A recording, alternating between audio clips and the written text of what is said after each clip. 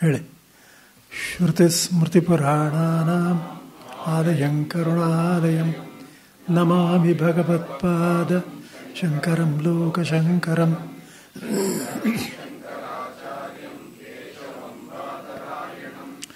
ಸೂತ್ರಭಾಷ್ಯಕೃತೋ ವಂದೇ ಭಗವಂತೌ ಪುನಃ ಪುನಃ ಈಶ್ವರೋ ಗುರುರಾತ್ಮೇತಿ ಮೂರ್ತಿಭೇದ ವಿಭಾಗಿನಿ.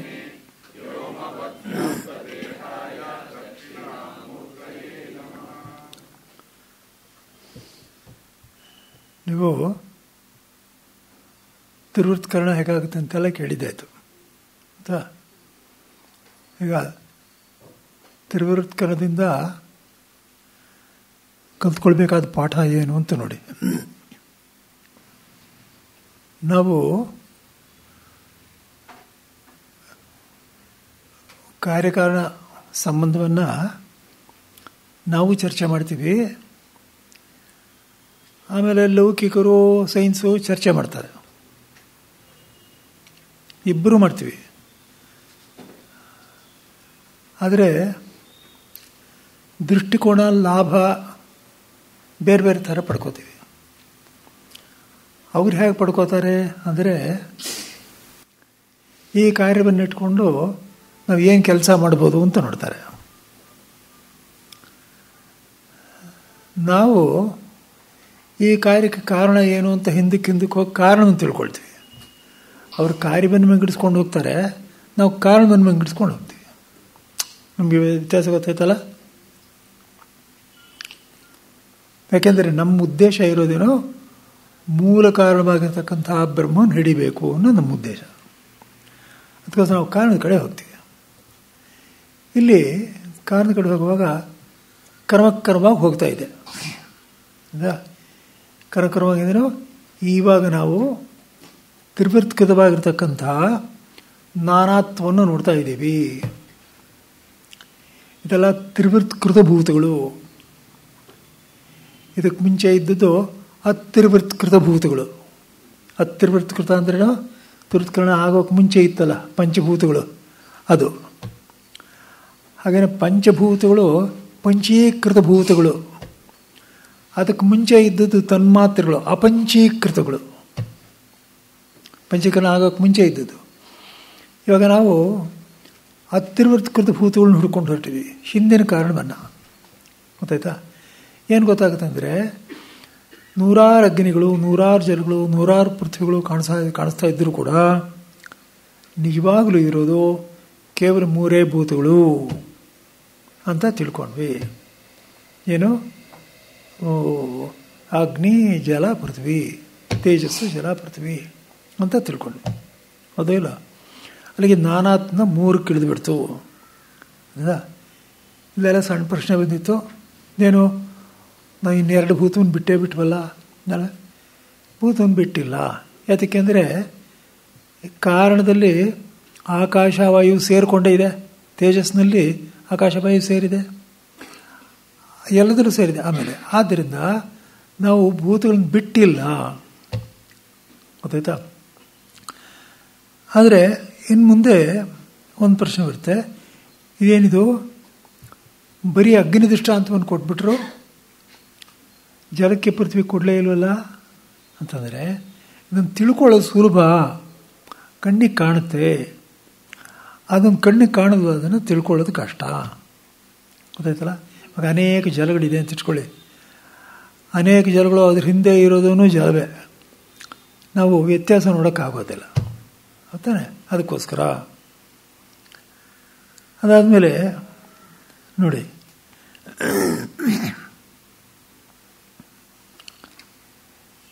ಇಲ್ಲಿ ಇದನ್ನು ಮಾಡಿದಾದ್ಮೇಲೆ ಇಲ್ಲಿ ಮೊದಲನೇ ಸಲಕ್ಕೆ ಭಾಷ್ಯಕಾರರು ಇದನ್ನು ಉಪಯೋಗಿಸ್ತಾರೆ. ರೂಪುಳ್ಳಗಳಲ್ಲೂ ತ್ರಿವೃತ್ಕರಣವನ್ನು ಹೇಳಿರುವುದು ಪ್ರದರ್ಶನಾರ್ಥಕ್ಕಾಗಿಯೇ ಅಂತ ಶ್ರುತಿ ಬರ. ತ್ರಿವೃತ್ಕದ ಭಾಗದಲ್ಲಿ ಹೇಗೆ ಮೂರು ರೂಪಗಳೇ ಸತ್ಯವೋ, ಹಾಗೆ ಪಂಚೀಕರಣವಾದರೂ ನ್ಯಾಯವೂ ಇದೇ ಸಮಾನವೇ. ನೋಡಿ ಹೇಗೆ ಅಂತ ಹಿಂದಕ್ಕೆ ಹೋಗ್ತೀವಿ. ನಾವು ತ್ರಿವೃತ್ಕೃತ ಭೂತಗಳಿಂದ ಮೂರು ಭೂತಗಳಿಗೆ ಹೋದ್ವಿ, ತೇಜಸ್ಸು, ಅಪ್ಪು, ಪೃಥ್ವಿ ಅಂತ. ಅದಾದಮೇಲೆ ಬಂತು ಇಲ್ಲೋ, ಅಲ್ಲಿಂದ ನಾವು ಹಿಂದಕ್ಕೆ ಹೋದರೆ ಪೃಥ್ವಿ ಅಪ್ಪು ತೇಜಸ್ಸು ಆಯಿತು. ಅದರಿಂದ ಏನಿದೆ? ವಾಯು ಇದೆ. ಅದರಿಂದ ಏನಿದೆ? ಆಕಾಶವಿದೆ. ಅದರಿಂದ ಏನಿದೆ? ತನ್ಮಾತ್ರೆಗಳಿದೆ. ಅದರಿಂದ ತನ್ಮಾತ್ರೆಗಳನ್ನ ಬಿಟ್ಟರೆ, ಶಬ್ದ ಸ್ಪರ್ಶ ರೂಪ ಸ್ಕಂದಗಳು ಬಿಟ್ಟರೆ ಇನ್ನೇನೂ ಇಲ್ಲ ಅಂತನ್ನೋ ಜ್ಞಾನ ಪಡ್ಕೊಳ್ತೀವಿ. ಗೊತ್ತಾಗ್ತಾ ಇದೆಯಲ್ಲ? ಹಾಗೇನೆ ಇವಾಗ ಅವರು ತಿಳ್ಕೊಂಡವರು ಎಲ್ಲ ನಮಗೆ ಇದು ಸರಿಯಾಗಿ ಇವಾಗ ತತ್ವ ಗೊತ್ತಾಯಿತು ಅಂತ ಸಂತೋಷವನ್ನು ಪಡ್ತಾರೆ. ಗೊತ್ತಾಯ್ತಾ? ಏನು ಮುಂದಕ್ಕೆ ನೋಡಿ. ಮುಂದಕ್ಕೆ ಏನಪ್ಪ ಅಂದರೆ, ಇವಾಗ ನಾವು ತ್ರಿವೃತ್ಕೃತ ಭೂತಗಳಿಂದ ಹಿಂದಕ್ಕೆ ಹೋದ್ವಿ. ಈ ಪ್ರಶ್ನೆ ಏನಪ್ಪ ಅಂದರೆ, ಎಲ್ಲಿಂದ ಕಾರ್ಯಕ್ಕೆ ಬಂದ್ಬಿಡಿ. ತ್ರಿವೃತ್ತ ಭೂತಗಳಾದಮೇಲೆ ಕಾರ್ಯ ಇದೆಯಲ್ಲ, ಈ ಶರೀರ ಎಲ್ಲ ಮುಂದೆ ತ್ರಿವೃತ್ತ ಭೂತಗಳಾದ್ಮೇಲೆ ತಾನೆ. ಇವಾಗ ಇಲ್ಲೂ ತ್ರಿವೃತ್ಕರಣವೇ ಇದೆ. ತ್ರಿವೃತ್ತ ಭೂತಗಳೇ ಇಲ್ಲೂ ಇರೋದು. ಅದು ನೋಡಿ, ಇವಾಗ ಆಕಾಶಾದ್ ವಾಯುರ್ವಾಯುರಗ್ನಿರಗ್ನಿರ್ಭ್ಯ ಪೃಥ್ವಿಯ ಓಷಧಯ ಓಷಧೀಭ್ಯೋ ಅನ್ನಂ, ಅಲ್ಲಿವರೆಗೆ ಎರಡನೇದು. ಅನ್ನಾತ್ ಪುರುಷ, ಗೊತ್ತಾಯ್ತಲ್ಲ? ಇವಾಗ ಅನ್ನಾತ್ ಪುರುಷ ಅಂತ ಹೇಳಿದಾಗ ಈ ಪುರುಷನಲ್ಲಿ ಇರತಕ್ಕಂಥದ್ದು ಯಾವುದನ್ನು ಚರ್ಚೆ ಮಾಡ್ತಾರೆ ಅಂದರೆ, ಸೂಕ್ಷ್ಮ ಶರೀರವನ್ನು ಕುರಿತು ಚರ್ಚೆ ಮಾಡ್ತಾ ಇದ್ದಾರೆ. ಗೊತ್ತಾಯ್ತಾ? ಸೂಕ್ಷ್ಮ ಶರೀರದಲ್ಲಿ ಏನಿದೆ? ಪಂಚಕರ್ಮೇಂದ್ರಿಯಗಳು, ಪಂಚಜ್ಞಾನೇಂದ್ರಿಯಗಳು, ಮನಸ್ಸು, ಪಂಚಪ್ರಾಣಗಳು ಇದೆ. ಗೊತ್ತೇನಪ್ಪ? ಇವಾಗ ಪಂಚಕರ್ಮೇಂದ್ರಿಯಗಳು ಒಂದು ಗ್ರೂಪು, ಪಂಚಜ್ಞಾನೇಂದ್ರಿಯಗಳು, ಮನಸ್ಸು ಇನ್ನೊಂದು ಗ್ರೂಪು. ಯಾಕೆಂದರೆ ಅವೆರಡು ಸೇರ್ಕೊಳ್ತಾನೆ ನಮಗೆ ಜ್ಞಾನ ಉಂಟಾಗೋದು. ಇಂದ್ರಿಯಗಳು ಮನಸ್ಸು ಸೇರ್ತಾನೆ ಜ್ಞಾನ ಉಂಟಾಗುತ್ತೆ. ಅದಕ್ಕೋಸ್ಕರ ಅದು ಒಂದು ಗ್ರೂಪ್. ಅದು ಪಂಚಪ್ರಾಣಗಳು ಇನ್ನೊಂದು ಗ್ರೂಪ್. ಏನಪ್ಪ ಅಂದರೆ, ಈ ಸೂಕ್ಷ್ಮ ಶರೀರಗಳು ಅದರಿಂದ ವಾಕ್, ಇಲ್ಲಿ ಪಂಚಕರ್ಮೇಂದ್ರಿಯಗಳು ಸೇರಿಸಿ ವಾಕ್ ಅಂತ ಇಟ್ಕೊಳ್ಳಿ, ಪಂಚಜ್ಞಾನೇಂದ್ರಿಯಗಳು ಮನಸ್ಸು ಸೇರಿಸಿ ಮನಸ್ಸು ಅಂತ ಇಟ್ಕೊಳ್ಳಿ, ಪಂಚಪ್ರಾಣ ಪ್ರಾಣ ಅಂತ ಇಟ್ಕೊಳ್ಳಿ. ಗೊತ್ತಾಯ್ತಾ? ಈಗ ವಾಕು, ಮನಸ್ಸು, ಪ್ರಾಣ ಅನ್ನೋದೇ ಸೂಕ್ಷ್ಮ ಶರೀರ. ಈ ಸೂಕ್ಷ್ಮ ಶರೀರ ಹೇಗೆ ಉಂಟಾಯಿತು ಅಂದರೆ, ಈ ತ್ರಿವೃತ್ತದ ಭೂತಗಳ ಕಾರ್ಯಗಳೇ ಇಲ್ಲೂ ಇರೋದು. ಇದು ತ್ರಿವೃತ್ಕೃತ ಭೂತಗಳ ಕಾರ್ಯಗಳು. ಗೊತ್ತಾಗ್ತಾ ಇದೆ ತಾನೆ? ಇವಾಗ ತ್ರಿವೃತ್ತ ಭೂತಗಳಾದ್ಮೇಲೆ ತಾನೆ ಅನ್ನ ಬಂತು, ಅನ್ನ ಆಮೇಲೆ ಶುಕ್ಲ ಶೋಣಿತು, ಉಳಿ ಶರೀರ ಬಂತು ಅಂತಂತ ಹೇಳಿದ್ದು. ಆದ್ದರಿಂದ ಇದರಲ್ಲೂ ಮೂರು ಭೂತಗಳೇ ಇರೋದು. ಸ್ಪಷ್ಟವಾಗ್ತಾ ಇದೆಯಲ್ಲ? ಇದರಲ್ಲಿ ಮೂರು ಭೂತಗಳು ಹೇಗಿರೋದು ಅನ್ನೋದನ್ನು ತೋರಿಸ್ತಾರೆ. ಇಲ್ಲಿ ಅನ್ನಮಶಿತಂ ತ್ರೇಧಾ ವಿಧೀಯತೆ ತಸ್ಯ ಸ್ಥವಿಷ್ಠೋ ಧಾತು ತತ್ಪುರುಷಂ ಭವತಿ ಯೋ ಮಧ್ಯವಸ್ತನ್ಮಾಂಸಂ ಯೋ ನಿಷ್ಠಸ್ತನ್ಮನಃ. ಗೊತ್ತಾಯ್ತಾ? ಏನಪ್ಪ ಅಂದರೆ, ನಾವು ಅನ್ನ ಇದೆಯಲ್ಲ, ಅನ್ನ ಅಂದರೆ ತ್ರಿವೃತ್ಕೃತ ಆಗಿರೋ ಅನ್ನ ನಾವು ತಿನ್ನೋದು. ಗೊತ್ತಾಗ್ತಾ ಇದೆ ತಾನೆ? ಅನ್ನವನ್ನು ತಿಂದ ಮೇಲೆ ಏನಾಗುತ್ತೆ ಅಂದರೆ, ಆ ಅನ್ನದಲ್ಲಿ, ಒಂದೇ ಅನ್ನದಲ್ಲಿ ಮೂರು ಭೂತಗಳು ಇದೆ. ಗೊತ್ತಾನೆ? ಇವಾಗ ಅನ್ನ ಜೀರ್ಣವಾದ್ಮೇಲೆ ಏನಾಗುತ್ತೆ ಅಂದರೆ, ಸ್ಥೂಲವಾಗಿರೋ ಭಾಗ ಮಲವಾಗಿಬಿಡುತ್ತೆ, ಮಧ್ಯದ ಭಾಗ ಮಾಂಸಕ್ಕೆ ಹೋಗುತ್ತೆ, ಅತಿ ಸೂಕ್ಷ್ಮವಾದ ಭಾಗ ಮನಸ್ಸಿಗೆ ಹೋಗುತ್ತೆ. ಗೊತ್ತಾಯ್ತಾ? ಅಂದರೆ ಮನಸ್ಸು ಅದರ ಕಾರ್ಯ. ಗೊತ್ತಾಗ್ತಾ ಇದೆಯಾ? ಅಂದರೆ ಹೇಗೆ ಅಂದರೆ, ಮನಸ್ಸನ್ನು ಅದು ಬೆಳೆಸುತ್ತೆ. ಮನಸ್ಸಿಗೆ ಅನ್ನವೇ ಆಹಾರ. ಗೊತ್ತಾಯ್ತಾ? ಯಾಕೆ ಗೊತ್ತಾಗುತ್ತೆ ಅಂದರೆ, ನೋಡಿ, ಉಪವಾಸ ಮಾಡಿಬಿಟ್ರೆ ಮನಸ್ಸು ಚೆನ್ನಾಗಿ ಕೆಲಸ ಮಾಡಲ್ಲ, ಆಮೇಲೆ ಬರುತ್ತದೆಲ್ಲ. ಅಲ್ಲಿಗೆ ಏನು ಹೇಳಿದಾಗಾಯಿತು ಅಂದರೆ ತ್ರಿವೃತ್ಕಭೂತಗಳಲ್ಲಿ ಮುಖ್ಯವಾಗಿ ಅನ್ನದಿಂದ ಸ್ವೀಕರಿಸ್ತಾ ಇದ್ರೂ ಗೊತ್ತಾಯ್ತಾ, ಅಂದರೆ ಪೃಥ್ವಿಯಿಂದ ಸ್ವೀಕರಿಸ್ತಾ ಇದ್ದರೂ ಕೂಡ ಅದರಲ್ಲಿ ಮನಸ್ಸು ಹೀಗಾಗೋಯ್ತು. ಮನಸ್ಸು ಪೃಥ್ವಿಭೂತನ ಜೀರ್ಣವಾಗಿರ್ತಕ್ಕಂಥದ್ದು ಮನಸ್ಸು ಬಂತು. ಮುಂದಕ್ಕೆ ನೋಡಿ, ಈ ಮನಸ್ಸಿದೆಯಲ್ಲ, ಇವಾಗ ಅನ್ನ ಹಾಕಿದ್ರೇ ಇದು ಕೆಲಸ ಮಾಡೋದು. ಕಾಶಿನಲ್ಲಿ ಜೈನರ ವಿದ್ಯಾರ್ಥಿಗಳು ಅವರು ಬರ್ತಾರೆ, ಅವರೊಂದು ಬೇಕಾದಷ್ಟು ಗುರುಕುಲಗಳೆಲ್ಲ ಇದೆ. ಅವ್ರಿಗೂ ಬೇರೆಯವ್ರಿಗೂ ಒಂದು ದೊಡ್ಡ ವ್ಯತ್ಯಾಸ, ವಿಪರೀತ ಉಪವಾಸ ಮಾಡ್ತಾರೆ.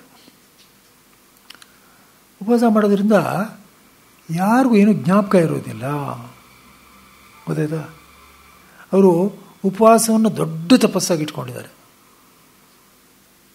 ಗೊತ್ತಾಯ್ತಾ. ಆದರೆ ಶಾಸ್ತ್ರದಲ್ಲಿ ಹೇಳೋದು ಹಾಗೆ ಮಾಡಬಾರ್ದು ಅಂತಿದೆ. ಯಾಕೆಂದರೆ ಶರೀರ ಮಾಧ್ಯಂಕಲು ಧರ್ಮ ಸಾಧನ ಅಂತ ಉಪವಾಸ ಮಾಡಬೇಕು.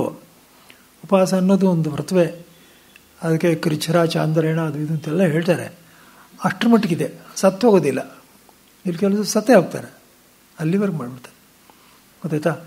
ಅಲ್ಲಿ ಮನಸ್ಸಿಗೆ ಅನ್ನವೇ ಬೇಕಾಗಿರೋದ್ರಿಂದ ಇದು ಭೌತಿಕವಾಗಿ ಹೋಯಿತು. ಭೌತಿಕ ಅಂದ್ರೆ ಗೊತ್ತಾಯ್ತಾ, ಫಿಸಿಕಲ್. ಅನ್ನ ತಿಂದ್ರೇ ಇರೋದು ಅಂದರೆ ನಮಗೆ ಬಹಳ ಸೂಕ್ಷ್ಮವಾಗಿದೆ, ಆದ್ರೂ ಇಟ್ ಈಸ್ ಫಿಸಿಕಲ್, ಭೌತಿಕ. ಅದು ಗೊತ್ತಾಗಲಿಲ್ವಾ, ಗೊತ್ತಾಯ್ತಾ. ಅಂದರೆ ಇವಾಗ ಸೂಕ್ಷ್ಮವಾಗಿರೋ ಅಂಶಗಳು ಇರ್ತೋ ಇಲ್ಲೋ, ಒಂದೊಂದರಲ್ಲೂ ಸೂಕ್ಷ್ಮವಾಗಿರೋ ಒಂದು ಅಂಶ ಇರುತ್ತೆ, ಅದು ಮನಸ್ಸಾಗುತ್ತೆ, ಗೊತ್ತಾಯ್ತಾ.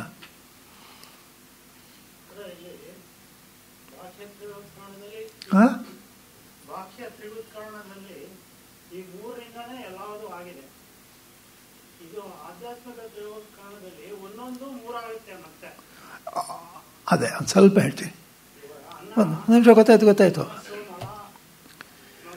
ಹೌದು, ಒಂದೊಂದು ಮೂರಾಗುತ್ತೆ. ಆಮೇಲೆ ಹೌದಾಯ್ತು. ಆದರೆ ಈ ಮೂರಾಗುತ್ತೆ ಅಂದರೆ, ಒಂದೊಂದು ಮೂರಾಗುತ್ತೆ ಅಂದರೆ ತಿರುವೃತ್ಕರಣ ಅದೇ ಅಲ್ಲ, ಅದೊಂದು ತಿರುವೃತ್ಕರಣ ಅಂತ ಇಟ್ಕೊಳ್ಳೋಂಗಿಲ್ಲ. ನೀವು ಕೇಳಿದ ಪ್ರಶ್ನೆ ಗೊತ್ತಾಯ್ತಾ ಪ್ರತಿಯೊಬ್ಬರಿಗೂ? ಗೊತ್ತಾಯ್ತಾ ಈ ಪ್ರಶ್ನೆ? ತಿರುವೃತ್ಕರಣ ಅಂತಲ್ಲ, ಈ ತಿರುವೃತ್ಕೃತ ಅನ್ನವನ್ನು ತಿಂದಾಗ ಇಲ್ಲಿ ಅದರಲ್ಲೆಲ್ಲ ಬೆರಕೆ ಆಗಿದೆ. ಮನಸ್ಸಿಗೆ ಬೇಕಾಗಿರೋದು ಏನಿದ್ರು ಅನ್ನ ಮಟ್ಟಿಗೆ, ಅನ್ನದ ಅಂಶ ಸೂಕ್ಷ್ಮಾಂಶ ಮಟ್ಟಿಗೆ. ಅದಕ್ಕೋಸ್ಕರ ಅನ್ನದ ಸೂಕ್ಷ್ಮಾಂಶ ಮನಸ್ಸಿಗೆ ಹೋಗುತ್ತೆ, ಬಾಕಿ ಇಲ್ಲಿ ಬಿದ್ದುಬಿಡುತ್ತೆ ಅಂತ ಹೇಳೋದು ಇಲ್ಲಿ ಮುಖ್ಯ. ಅದು ತಿರುವೃತ್ಕೃತವಾಗಿದೆ ಅಂದರೆ ಒಂದೊಂದೂ ಪುನಃ ತಿರುವೃತ್ಕೃತವಾಯಿತು ಅಂತ ಮೂರು ಭಾಗವಾಗಿದೆ. ಅದನ್ನು ತಿರುವೃತ್ಕರಣ ಅಂತ ತಗೊಳ್ಳೋಗಿಲ್ಲ. ತಿರುವೃತ್ಕರಣದಲ್ಲಿ ಬೆರಕೆ ಆಗುತ್ತೆ, ಬೇರೆ ಬೇರೆ ಆಗೋಲ್ಲ. ನಿಮ್ಗೆ ಗೊತ್ತಾಗ್ಲಿಲ್ವಾ? ತಿರುವೃತ್ಕರಣ ಅಂದರೆ ಬೆರಕೆ ಆಗುತ್ತೆ, ಇದು ತಿರುವೃತ್ಕರಣ ವಿಭಾಗ ಆಗ್ತಾ ಇದೆ. ಆದ್ದರಿಂದ ಇಲ್ಲಿ ಶ್ರುತಿಯ ಅಭಿಪ್ರಾಯ ಇಲ್ಲಿ ಏನಿಲ್ಲಿ ಸೂಕ್ಷ್ಮ ಶರೀರ ಹೇಗೆ ಬಂತು ಅನ್ನೋದು ಮುಖ್ಯ. ಮುಂದೇನೋ ಅದರದ್ದೇ ಇದೆ ಚರ್ಚೆ. ಸ್ಪಷ್ಟವಾಯ್ತಲ್ವ ಇವಾಗ?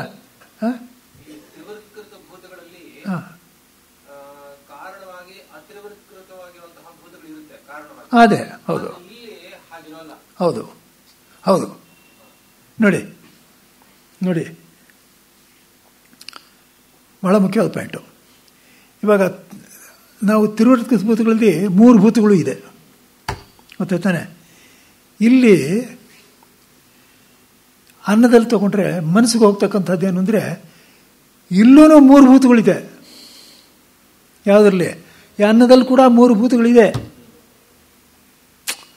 ಮನಸ್ಸಿಗೆ ಹೋಗ್ತಾ ಇರೋದು 3 ಅಂಶಗಳು ಹೋಗುತ್ತೆ.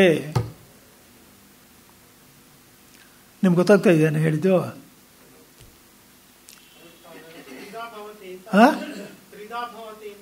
ತ್ರಿಧಾ ಭವತಿ. ಹೌದು, ತ್ರಿಧಾ ಭವತಿ. ನೋಡಿ ಯಾತಕ್ಕೆ ಅಂತ ನೋಡಿ.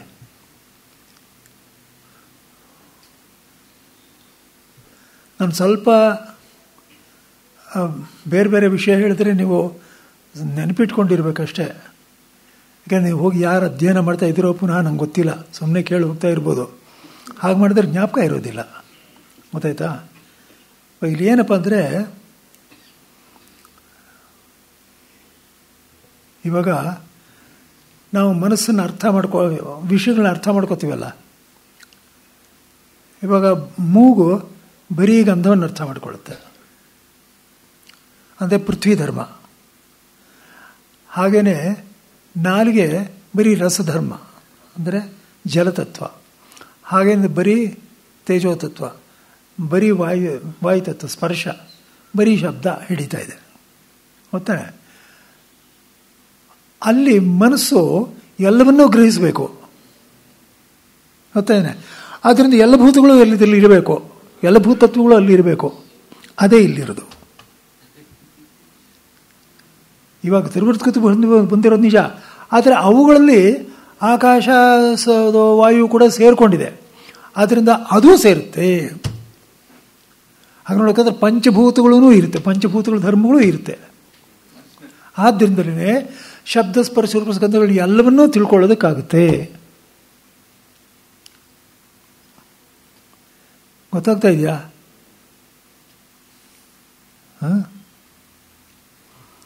ಇವಾಗ ಇಲ್ಲಿ ಭೌತಿಕ ಅಂತ ಹೇಳಿದ್ದಾರೆ ಮನಸ್ಸನ್ನು.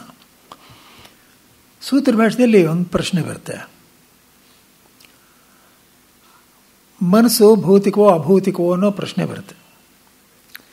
ಸ್ಪಷ್ಟವಾಗಿ ಇವರು ವೈಶೇಷಿಕರು ಭೌತಿಕವಲ್ಲ ಅಂತ ಹೇಳ್ತಾರೆ, ಇಲ್ಲ ಭೌತಿಕವೇ ಅಂತ ತೀರ್ಮಾನವಾಗಿದೆ.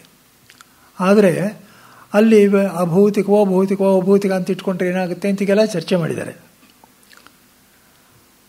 ಆದರೆ ಇನ್ನೊಂದು ಹೊಸ ವಿಶೇಷ ಪಾಯಿಂಟು ಹೇಳ್ತೀನಿ, ನಿಮಗೆ ಭಾಷೆದಲ್ಲಿ ಸಿಕ್ಕೋದಿಲ್ಲ ಇದು. ಏನಂದರೆ, ಅಭೌತಿಕವಾಗಿರ್ತಕ್ಕಂಥ ಮನಸ್ಸು ಬುದ್ಧಿನೂ ಇದೆ, ಅಭೌತಿಕವಾಗಿರೋ ಮನಸ್ಸು ಬುದ್ಧಿ ಇದೆ. ಯಾರ್ದದು ಹೇಳಬಲ್ರ? ಹಿರಣ್ಯಗರ್ಭ. ಹೌದಾನೆ? ಅವನೇನು ಅನ್ನವನ್ನು ತಿಂದು ಇದು ಮಾಡ್ತಾನೆ, ಅವನೇ ಎಲ್ಲ ಸೃಷ್ಟಿ ಮಾಡೋದು. ಆದ್ದರಿಂದ ಅಭೌತಿಕವಾಗಿರ್ತಕ್ಕಂಥ ಮನಸ್ಸು ಬುದ್ಧಿಗಳು ಕೂಡ ಇವೆ.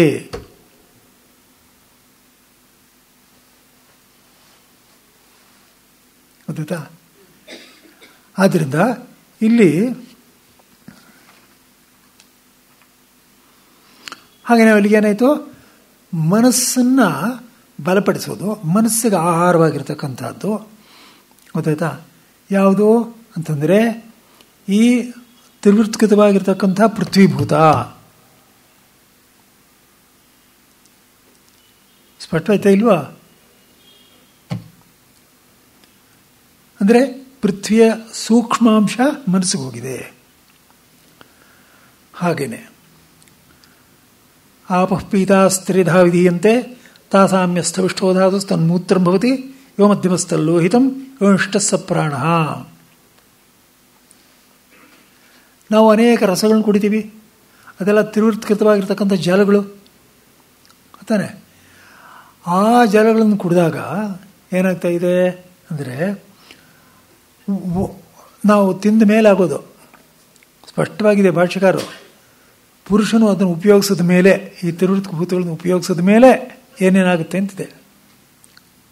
ಗೊತ್ತಾಯ್ತಾ?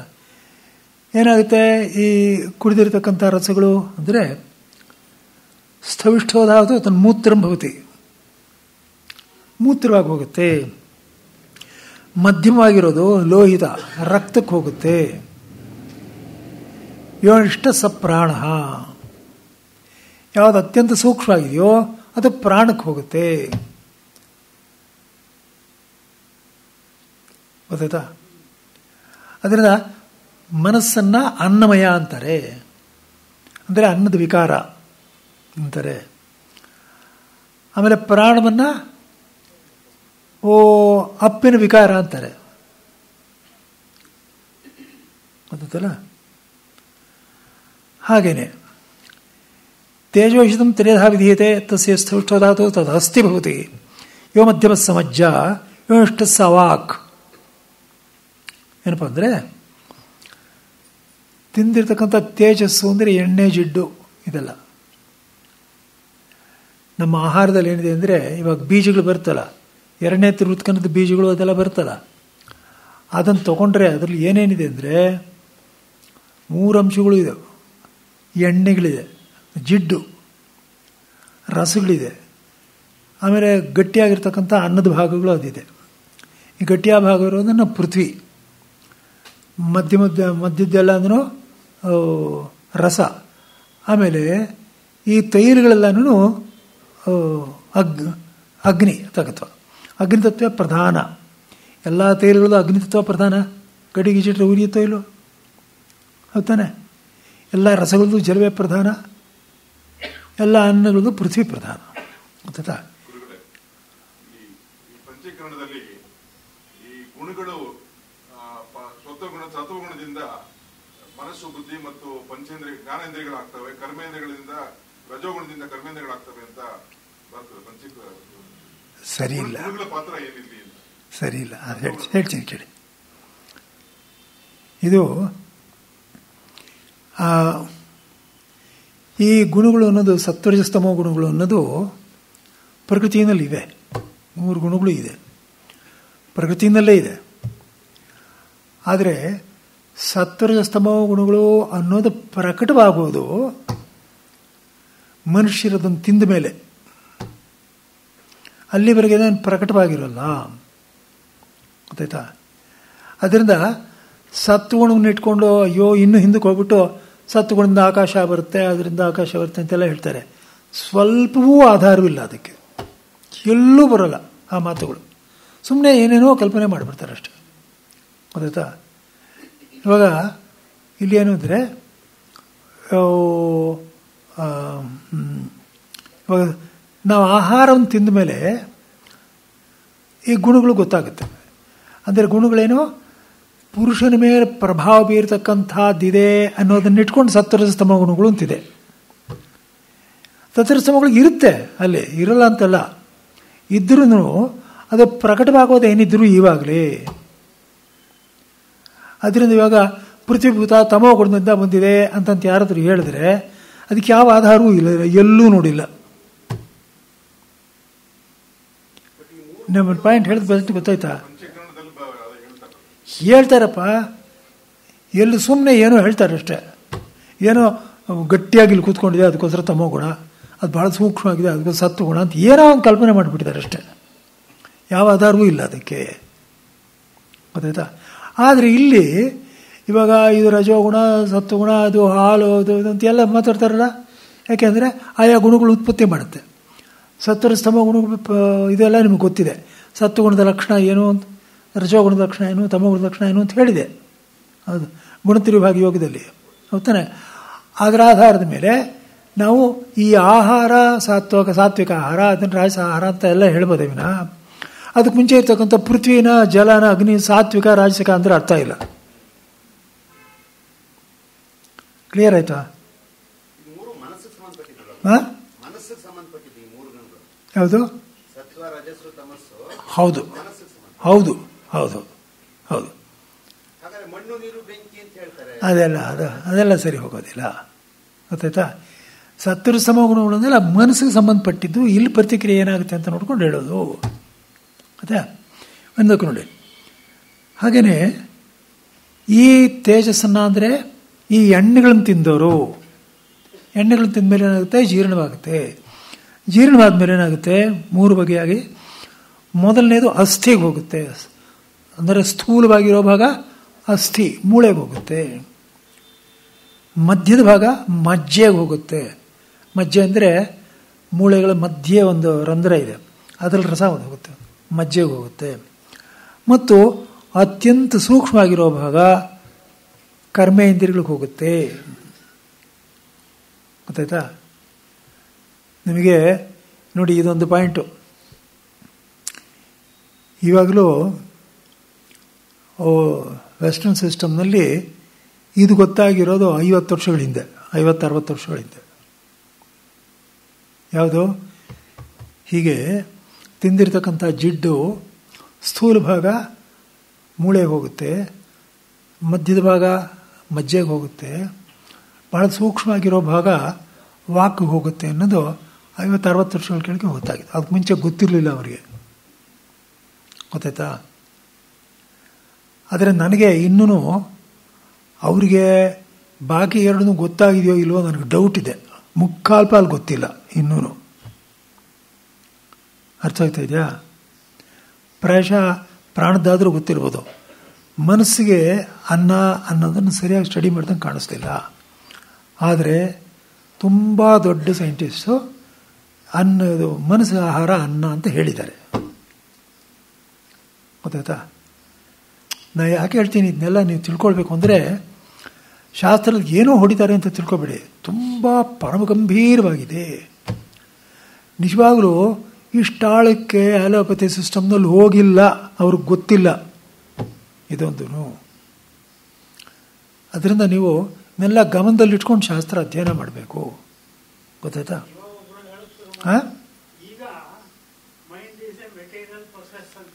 ಹಾಂ ಒಂಥರ ಒಂದು ಇಟ್ಸ್ ಎ ಸ್ಟಫ್. ಅದು ಅಂತ ಸ್ಟಫ್ ಅಂದರೂ ಭಾಳ ಸೂಕ್ಷ್ಮವಾಗಿದೆ.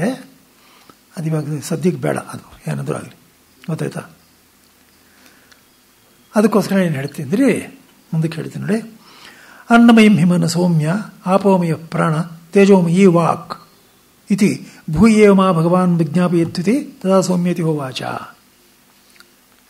ಅಲ್ಲಿಗೇನಾಯಿತು? ಅನ್ನಮಯಂ ಹಿ ಮನಃ, ಅನ್ನದಿಂದ ಬಂದಿರೋದು. ಅನ್ನಮಯ ಅನ್ನದ ಕಾರ್ಯ, ಗೊತ್ತಾಯ್ತಾ? ಅನ್ನದ ವಿಕಾರವೇ, ಗೊತ್ತಾಯ್ತಲ್ಲ? ಆದ್ದರಿಂದ ಇದು ಅನ್ನಮಯ, ಅದು ಪ್ರಾಣ ಅನ್ನೋದು ಆಪೋಮಯ, ಆಮೇಲೆ ವಾಕ್ ಅನ್ನೋದು ತೇಜೋಮಯ, ಗೊತ್ತಾಯ್ತಾ? ಅಲ್ಲಿಗೆ ಭೂತಗಳು ಸೂಕ್ಷ್ಮ ಶರೀರದಲ್ಲಿ ಅಡಗಿದೆ ಅಂತ ಅನ್ನೋದನ್ನು ಹೇಳ್ತಾ ಇದೆ. ಆಮೇಲೆ ಉಂಟಾಗಿದ್ದ ಶರೀರ ತಾನೇಪ್ಪ ಇದು, ಸ್ಥೂಲ ಶರೀರ ಸೂಕ್ಷ್ಮ ಶರೀರ. ಸ್ಥೂಲ ಶರೀರಕ್ಕೆ ಹೋಗ್ತಾ ಇರೋದು ಸ್ಥೂಲ ಭಾಗ ಹೋಗ್ತಾ ಇದೆ, ಮಾಂಸಕ್ಕೆ, ಅದಕ್ಕೆ ಅಸ್ಥಿಗೂ ಹೋಗ್ತಾ ಇದೆ. ಆದರೆ ಸೂಕ್ಷ್ಮ ಶರೀರಕ್ಕೆ ಹೋಗೋದು ಅದ್ರ ಸೂಕ್ಷ್ಮ ಭಾಗಗಳು. ಈಗ ಇಲ್ಲೆಲ್ಲ ಒಂದು ಸ್ವಲ್ಪ ಚರ್ಚೆ ಇದೆ.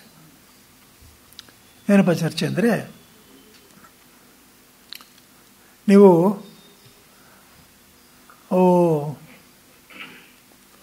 ಬರೀ ಅನ್ನ ತಿನ್ನೋ ಪ್ರಾಣಿಗಳೇ ಇರ್ತವೆ, ನೀರು ಅದು ಕುಡಿಯೋದೇ ಇಲ್ಲ. ಇನ್ನು ಕೆಲವು ಮೀನು ಅವೆಲ್ಲ ಜಲಚರಗಳಿರುತ್ತೆ, ಅದು ಬರೀ ನೀರೇ ಕುಡಿತಾ ಇರುತ್ತೆ. ಆದ್ರೂ ಅದ್ರಲ್ಲಿ ಜೋರಾಗಿ ಶಬ್ದಗಳು ಮಾಡ್ತಕ್ಕಂಥದ್ದೆಲ್ಲ ಇದೆ, ಗೊತ್ತಾಯ್ತಾ? ವಾಕ್ ಹೇಗೆ ಬಂತು? ಬರೀ ನೀರು ಕುಡಿತಾ ಇದೆಯಲ್ಲ. ಪ್ರಶ್ನೆ ಗೊತ್ತಾಯ್ತಾ ನಿಮಗೆ? ಇವಾಗ ವಾಕ್ಗೆ ತೇಜಸ್ಸು ಅಂದರೆ ಜಿಡ್ಡೆ ತಿನ್ನಬೇಕು ಅಂತಂತ ಇಲ್ಲಿ ಬಂದ್ಬಿಡ್ತು. ಆದರೆ ಅದೇನು ಇಲ್ಲಿ ತಿನ್ನಲ್ಲ, ಬರೀ ನೀರು ಕುಡಿತಾ ಇದೆಯಲ್ಲ ಅಂತ ಹೇಳಿದ್ರೆ, ಅದಕ್ಕೆ ಭಾಷೆಗಾರ ಎಷ್ಟು ಸೂಕ್ಷ್ಮ ಅಂದರೆ, ಇಲ್ಲ ಆಗಿಲ್ಲ. ತಿರುವರ್ತಕೃತ ಭೂತಗಳು ಅಂದರೆ ಎಲ್ಲ ಭೂತಗಳು ಎಲ್ಲದರಲ್ಲೂ ಸೇರಿದೆಯೋ ಇಲ್ವೋ? ಹೌದಾ ಇಲ್ವಾ? ಇವಾಗ ತಿರುವರ್ತಕೃತ ಅನ್ನ ತಗೊಳ್ಳಿ. ತಿರುವರ್ತಕೃತ ಅನ್ನ ಅಂದರೆ ಅಲ್ಲಿ ಅನ್ನದಲ್ಲಿ ಪೃಥ್ವಿ ತತ್ವ ಒಂದೇ ಇರೋದು ಅಂತಿಲ್ಲ, ಬೇರೆನೂ ಇದೆಯೋ ಇಲ್ಲ? ಹಾಗೇನೆ ತಿರುವರ್ತಕ ಜಲ ಅಂದರೆ ಅಲ್ಲೂ ಬೇರೆ ಭೂತಗಳಿದೆಯೋ ಇಲ್ವೋ? ಹಾಗೇನೆ ತಿರುವರ್ತಕ ಇದು ಅಂದರೂ ಎಲ್ಲ ಭೂತಗಳು ಇದೆ.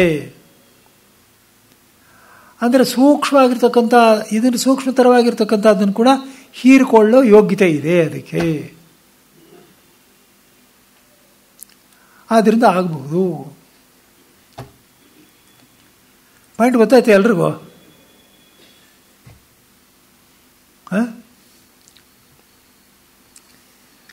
ಈಗಿನ ಮುಂದೆ ಇವಾಗ ನನಗಿನ್ನೂ ಸರಿಯಾಗಿ ಗೊತ್ತಾಗಲಿಲ್ಲ, ಶ್ವೇತಕೇತು ಹೇಳ್ತಾ ಇದ್ದಾನೆ. ಇವಾಗ ಈ ಸ್ಥೂಲವಾಗಿರ್ತಕ್ಕಂಥ ಅನ್ನದಿಂದ ಬಹಳ ಸೂಕ್ಷ್ಮವಾಗಿರ್ತಕ್ಕಂಥ ಮನಸ್ಸು, ಸೂಕ್ಷ್ಮವಾಗಿರೋ ಪ್ರಾಣ, ಸೂಕ್ಷ್ಮವಾಗಿರೋ ವಾಕು ಹೇಗೆ ಹೋಗುತ್ತೆ ಅಂದ್ರೇನು ಅಂತ ಕೇಳ್ತಾರೆ. ಅರ್ಥ ಆಗ್ತಾ ಇದೆಯಾ ಪ್ರಶ್ನೆ?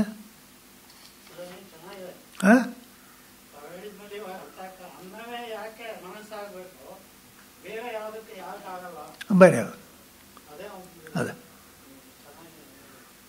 ಅದಕ್ಕೆ ಇಲ್ಲಿ ದೃಷ್ಟಾಂತ ಕೊಡ್ತಾರೆ. ಇವಾಗ ನೋಡಿ, ದಗ್ಧ ಸೌಮ್ಯ ಮಧ್ಯಮಾನಸ ಯೋ ಅಣಿಮಾಸ ಊರ್ಧ್ವ ಸಮುದೀಷತಿ ತತ್ ಸರ್ಪೆ ಭವತಿ. ಇವಾಗ ಮೊಸರಿದೆ, ಮೊಸರನ್ನ ಕಡಿದ್ರೆ ಬೆಣ್ಣೆ ಬರುತ್ತಲ್ಲಪ್ಪ, ಅಂದರೆ ಸೂಕ್ಷ್ಮಾಂಶ ಒಂದಿದೆ ಅದರಲ್ಲಿ. ಆದ್ದರಿಂದ ಇಲ್ಲಿ ಅದು ಸಮಾನ ಜಾತೀಯ. ನೀವೊಂದು ಸ್ವಲ್ಪ ರಾಮಚಂದ್ರ ಅವರೇ ಸ್ವಲ್ಪ ಅಲ್ಪಾಯ್ ನೋಡಿ, ಇಲ್ಲಿ ಸ್ವಜಾತಿ ಅನತಿಕ್ರಮೇಣ ಅಂತ ಒಂದಿದೆ, ಸ್ವಜಾತಿ ಅತಿಕ್ರಮೇಣ ಅಂತ ಇಲ್ಲಿ ಬರೆದಿದೆ ಇಲ್ಲಿ. ಆದರೆ ಸ್ವಜಾತಿ ಅನತಿಕ್ರಮೇಣ ಅಂತಲೇ ಇರೋದಲ್ಲಿ, ಅದೇ ಕರೆಕ್ಟು. ಯಾಕೆಂದರೆ ಮೊಸರು ಬೆಣ್ಣೆ ಜಾತಿ ಒಂದೇ, ಆ ಜಾತಿಯನ್ನು ಬಿಡದೇನೆ ಬರುತ್ತೆ, ಗೊತ್ತಾಯ್ತಲ್ವಾ? ಅಂದರೆ ಹೇಗೆ ಮೊಸರಿನಿಂದ ಕಡಿದರೆ ಬೆಣ್ಣೆ ಬರುತ್ತೋ ಹಾಗೇನೆ ಇಲ್ಲಿ ಇದನ್ನು ಅನ್ನವನ್ನು ಈ ವಿಧದಲ್ಲಿ ಮಥನ ಮಾಡಿದ್ರಿಂದ ಅದರ ಮನಸ್ಸು ಉಂಟಾಗಿದೆ. ಅಂದರೆ ಮನಸ್ಸು ಬೇರೆ ಜಾತಿದಲ್ಲ. ನೀವು ಚೆನ್ನಾಗಿ ತಿಳ್ಕೋಬೇಕು, ಬೇರೆ ಜಾತಿ ಅಲ್ಲ, ಅದೇ ಜಾತಿನೇ. ಅದೇ ಜಾತಿ ಇಲ್ಲದೆ ಹೋದರೆ ಆಹಾರ ಹೇಗಾಗುತ್ತೆ? ಇವಾಗ ನೀವು ನೋಡಿ, ಇವಾಗ ಮೂಳೆಗೆ ಆಹಾರ ಎಣ್ಣೆ ಅಂದಮೇಲೆ ಅದು ಮುಂದೆ ಜಾತಿ ತಾನೆ ಬಂದಿತ್ತಾನೆ, ಅಲ್ಲಲ್ಲಿಗೆ ಹೋಗ್ತಾ ಇದೆ ಅದು. ಆದ್ದರಿಂದ ಸಜಾತಿ ಅಲ್ಲದೆ ಇದ್ದರೆ ಒಂದರಿಂದ ಇನ್ನೊಂದಕ್ಕೆ ಬೆಂಬಲ ಸಿಗೋಲ್ಲ, ಆಹಾರವಾಗಲ್ಲ.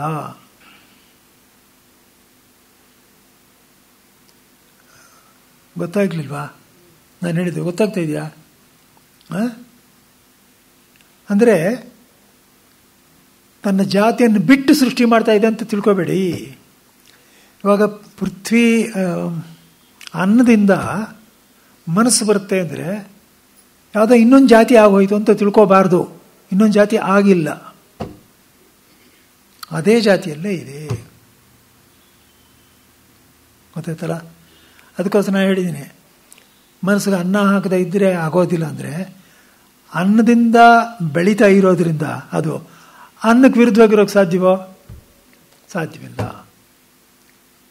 ಗೊತ್ತಾಯ್ತಾ? ಹಾಗೇನೆ ಇವಾಗ ಈ ದೃಷ್ಟಾಂತಂತೆ ಏಮೇ ವಿಕೃತ ಸೌಮ್ಯ ಅನ್ಯಸ್ಯ ಶಮಾನಸ್ಯ ಯೋ ಅಣಿಮಾಸ ಊರ್ಧ್ವ ಸಮುದೀಶತಿ ತನ್ಮನೋಭವತಿ. ಹಾಗೇನೆ ಅನ್ನವನ್ನು ಕಡ್ದಿದ್ದರಿಂದ ಏನಾಯಿತು ಅಂದರೆ ಮನಸ್ಸು ಉಂಟಾಗಿದೆ ಬೆಣ್ಣೆಯಂತೆ ಅಲ್ಲೇ. ಹಾಗೇನೆ ನೀರಿನ ಇದೆಯಲ್ಲ ಅದು ಮೇಲಕ್ಕೆ ಹೋಗಿ ಪ್ರಾಣವಾಗುತ್ತೆ. ಹಾಗೇನೆ ತೇಜಸ್ಸಿನಿಂದ ಅದು ವಾಕ್ಕಾಗುತ್ತೆ.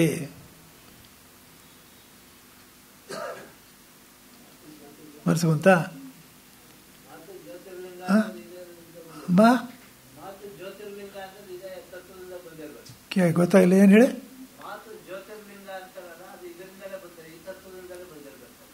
ಏನು ಏನು ಕೇಳ್ತಿಲ್ಲ.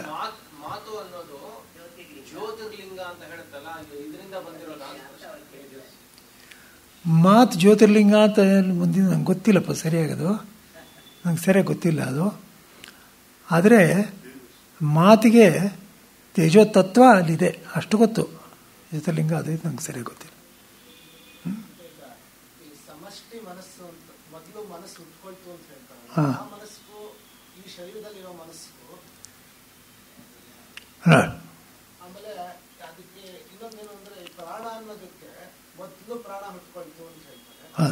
ಆ ಪ್ರಾಣಕ್ಕೂ ಈ ಇಲ್ಲಿ ಆಗ್ತಿರೋ ತ್ರೇಧ ಇದಕ್ಕೂ ವ್ಯತ್ಯಾಸ ಹೇಗೆ? ಅವಾಗ ಇಲ್ಲಿ ಕೇಳಿದ ಪ್ರಶ್ನೆ ಏನಂದರೆ, ಹಿರಣ್ಯಗರ್ಭನಿಗಿರೋ ಮನಸ್ಸು ಅಭೌತಿಕ, ಅವನೇನು ಅನ್ನ ತಿನ್ನೋದಿಲ್ಲ, ಗೊತ್ತಾಯ್ತಾ? ಆಮೇಲೆ ಅವನಿಗೆ ಪ್ರಾಣವೂ ಇದೆ, ಪ್ರಾಣ ಇದೆ, ಮನಸ್ಸಿದೆ, ಆದರೆ ಇಂದ್ರಿಯಗಳಿಲ್ಲ. ಅವನ ಪ್ರಾಣ ಮನಸ್ಸು ಹೇಗೆ ನಡೆಯುತ್ತೆ? ಆಮೇಲೆ ಪ್ರಜಾಪತಿ ಹುಟ್ಟದ. ಪ್ರಜಾಪತಿಗೆ ಪ್ರಾಣವೂ ಇದೆ, ಮನಸ್ಸು ಇದೆ, ಆಮೇಲೆ ಎಲ್ಲವನ್ನೂ ತಿಳ್ಕೊಳ್ತಕ್ಕಂಥದ್ದು ಇದೆ, ಎಲ್ಲ ಕಡೆ ಕೆಲಸ, ಜಾಗೃತ ಕಾಲದಲ್ಲಿ ಕೆಲಸ ಮಾಡ್ತಕ್ಕಂಥದ್ದು ಇದೆ, ಗೊತ್ತಾಯ್ತಾ? ಅವ್ರು ಹೇಗೆ ಮಾಡ್ತಾರೆ? ಅವರೇ ಅಲ್ವಾ ಆಹಾರ ಉತ್ಪತ್ತಿ ಮಾಡೋದು? ಪ್ರಶ್ನೆ ಗೊತ್ತಾಗಲಿಲ್ವ ನಿಮಗೆ? ಅದೇ ತಾನೇ ನೀವು ಕೇಳ್ತಾ ಇರೋದು. ಅದರದ್ದು ಒಂದು ಕರಾಲರಿ ಆಲ್ಸೋ ಸಮಷ್ಟಿ ಮನಸ್ಸಿಗೂ ನಮ್ಮಲ್ಲಿರೋ ಮನಸ್ಸಿಗೂ ಏನಾದರೂ ಸಂಬಂಧ ಇದೆ? ಅದೇ ನೋಡಿ, ಇಲ್ಲೇನಪ್ಪ ಅಂದರೆ, ನಮ್ಮ ಮನಸ್ಸಿಗೂ ಹಿರಣ್ಯಗರ್ಭನ ಮನಸ್ಸಿಗೂ ವ್ಯತ್ಯಾಸ ನೋಡಿ. ನಮ್ಮ ಮನಸ್ಸು ವಿಷಯ ಗ್ರಹಣವನ್ನು ಮಾಡುತ್ತೆ, ಅವನ ಮನಸ್ಸು ಈ ವಿಷಯಕ್ಕೆ ಕಾರಣವನ್ನು ಗ್ರಹಣ ಮಾಡುತ್ತೆ.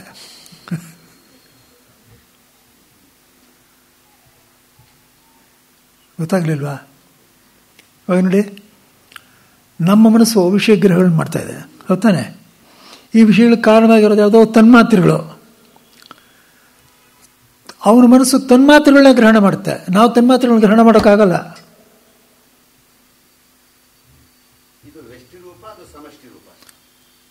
ಸಮಷ್ಟಿ ರೂಪ ಅಂದರೆ ಎಲ್ಲವೂ ಅಂದರೆ, ಇಲ್ಲಿರೋ ಮನಸ್ಸು ವ್ಯಷ್ಟಿ, ಅಲ್ಲಿರೋ ಮನಸ್ಸು ಸಮಷ್ಟಿ, ಇಲ್ಲಿರೋ ಪ್ರಾಣ ವ್ಯಷ್ಟಿ, ಅಲ್ಲಿರೋ ಪ್ರಾಣ ಸಮಷ್ಟಿ. ಅರ್ಥ ಆಯ್ತಾ? ಆದ್ದರಿಂದ ಇಲ್ಲಿ ಆ ಸೂಕ್ಷ್ಮವಾಗಿರೋದ್ರಿಂದ ಆಹಾರಕ್ಕೂ ಕಾರಣವಾಗಿರತಕ್ಕಂಥ ನಾವು ಗ್ರಹಿಸಬಲ್ದು.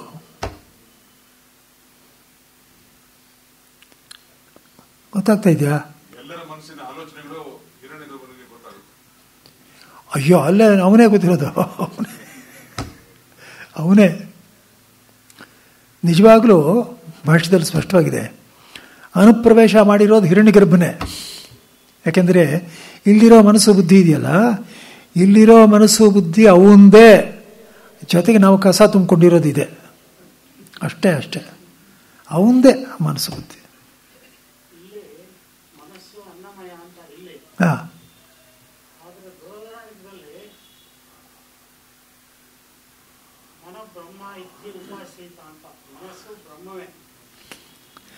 ಸರಿ. ಯಾಕೆಂದರೆ ಹಿಂದಿಂದಕ್ಕೆ ಹೋದರೆ ಸರ್ವಸ್ವೂ ಬ್ರಹ್ಮೆ. ಅದು ಅವಾಂತರ ಕಾರಣವನ್ನು ಹಿಡಿದು ಹೇಳ್ತಾ ಇದೆ. ಇವಾಗ ಅವಾಂತರ ಮಧ್ಯ ಬರೋ ಕಾರಣವನ್ನು ಹಿಡಿದು ಹೇಳ್ತಾ ಇದೆ. ಮೂರದಲ್ಲಿ ನೋಡಿದ್ರೆ ಎಲ್ಲವೂ ಬ್ರಹ್ಮೆ.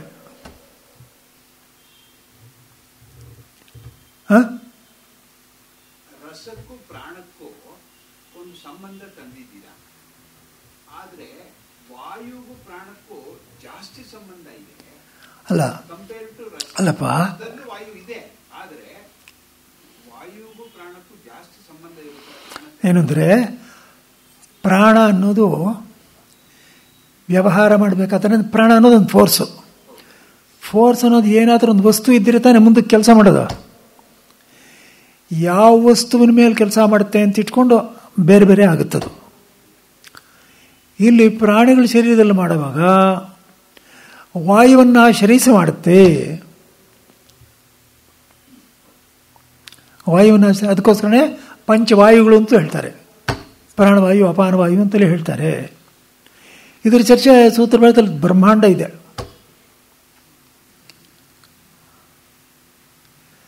ಗೊತ್ತಾಗ್ತಾ ಇದೆಯಾ ನಿಮಗೆ ಯಾವ ಥರ ಚರ್ಚೆಗಳಾಗುತ್ತೆ ಅಂತ? ಏನಾದರೂ ಅಂದಾಜಿದೆಯಾ? ಎಂಥ ಸೈನ್ಸ್ ಗೊತ್ತೇನೋ. ನಿಜವಾಗ್ಲೂ ಯುವಕರು ಈ ಕಡೆ ತಿರುಗಿದ್ರೆ ಮಟ್ಟ ಹಾಕಿಬಿಡ್ಬೋದು ಪಾಶ್ಚಿಮಾತ್ಯರನ್ನ. ಅವ್ರು ಸುಮ್ಮನೆ ನೀವಾಳಿಸಿ ಬಿಸಾಡ್ಬಿಡ್ಬೋದು, ಅಷ್ಟೊಂದಿದೆ ಇಲ್ಲಿ. ನಾವು ಮೂರ್ಖರ ಥರ ಅಯ್ಯೋ ಅವನೇನೇನೋ ಮಾಡಿದ್ದಾನೆ, ಅಯ್ಯೋ ನಮ್ಮಲ್ಲಿ ಏನೂ ಇಲ್ಲ ಅಂತಂತ ನಾವು ಮಾತಾಡ್ತಾ ಇದ್ದೀವಿ. ಎಂಥ ದೌರ್ಭಾಗ್ಯ ಇದು. ವೈಜ್ಞಾನಿಕ ದೃಷ್ಟಿಯಿಂದ ಹಾಂ, ಅದು ಬಹಳ ಕಡಿಮೆ ಆಗ್ಬಿಟ್ಟಿದೆ. ಇದೆಲ್ಲ ವಿಜ್ಞಾನವೇ ಅಲ್ವೇ? ಇದನ್ನೆಲ್ಲ ಆಯುರ್ವೇದದಲ್ಲಿ ಉಪಯೋಗಿಸ್ಕೊಂಡಿಲ್ವೇ? ಅವ್ರಿಗೆ ಗೊತ್ತಿಲ್ವಲ್ಲ. ಅದಕ್ಕೋಸ್ಕರ ಇವತ್ತು ಆಯುರ್ವೇದದಲ್ಲಿ ಸರ್ಜರಿ ಮಾಡೋದ್ರಲ್ಲಿ ಗಟ್ಟಿಗಿರೋರು ಔಷಧ ಕೊಡೋದ್ರಲ್ಲಿ ಖಂಡಿತ ಗಟ್ಟಿಗಿರಲ್ಲ. ಯಾವ ಕೈಲೇ ವಾಸಿ ಮಾಡ್ತಾರೆ ಅವರು? ಸರ್ಜರಿ ಮಾಡ್ತಾರೆ. ಗೊತ್ತಾಯ್ತಾ? ಅದರಿಂದ ಇದನ್ನೆಲ್ಲ ತಿಳ್ಕೊಂಡು ಸರಿಯಾಗಿ ಈ ವಿಷಯವನ್ನು ನೀವು ಬೇರೆಯವ್ರ ಹತ್ರ ಹೇಳಬೇಕು, ಮಾತಾಡಬೇಕು. ಇಷ್ಟು ದೊಡ್ಡದಪ್ಪ ನಮ್ಮ ಸಂಸ್ಕೃತಿ ಅಂತ ಹೇಳಬೇಕು. ಗೊತ್ತಾಯ್ತಲ್ವಾ? ಅಪಾಮ್ಯ ಅವು ಹಾಗೇನೆ ಅಲ್ಲಿಗೇನಾಯಿತು ಅಂದರೆ, ಹೀಗೆ ಮೊಸರನ್ನು ಕಡ್ದು ಬೆಣ್ಣೆ ತೆಗೆದ ಹಾಗೆ ಇಲ್ಲಿ ಶರೀರದಲ್ಲಿ ಪುರುಷನು ಉಪಯೋಗಿಸಿದ ಮೇಲೆ ಏನಾಗುತ್ತೆ ಅಂದರೆ, ಆ ಪೃಥ್ವಿ ಅನ್ನೋದು ಅವು ಮನಸ್ಸಿಗೆ ಹೋಗುತ್ತೆ. ಅದು ಬೆಣ್ಣೆ ಥರ ಬಂದು ಮನಸ್ಸಿಗೆ ಹೊರಟೋಗುತ್ತೆ ಆಹಾರವಾಗಿ. ಹಾಗೆಯೇ ರಸವನ್ನು ಇದು ಮಾಡಿದ್ದರಿಂದ ಅದು ಪ್ರಾಣಕ್ಕೆ ಹೋಗುತ್ತೆ.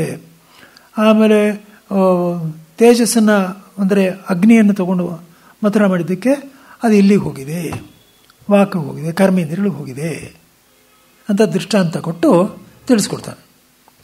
ಅದು ವಾಕ್ ಆಗುತ್ತೆ.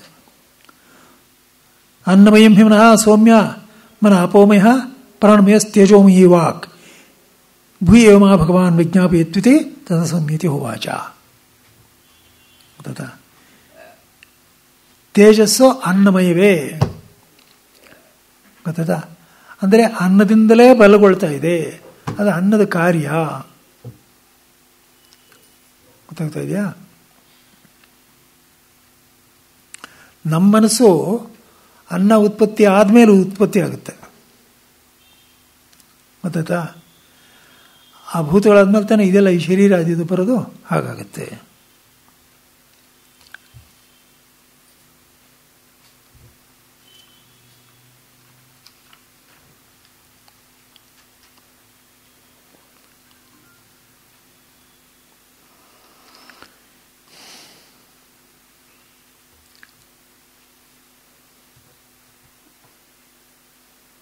अच्छा अच्छा अच्छा.